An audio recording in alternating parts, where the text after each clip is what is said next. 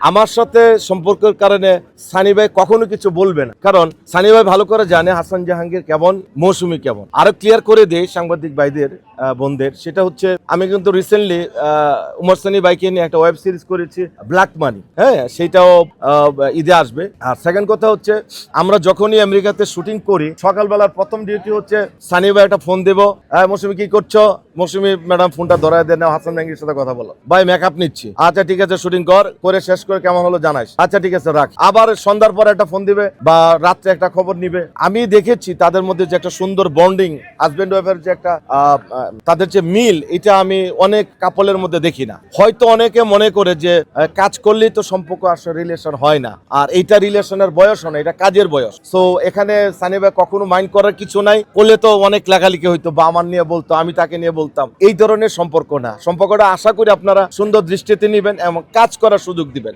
সামনে আমার আর মৌসুমীর একটা চমৎকার প্রোডাকশন আসতেছে বাংলাদেশে। এর আগে বাংলাদেশে এত বড় প্রোডাকশন আমার মৌসুমীর আমার আসে নাই। আমি আপনাদের আবার ডাকবো, সেই জন্য আপনার কিছুদিন সময় নিলাম। আশা করি ভালো কিছু নিউজ পাবেন আর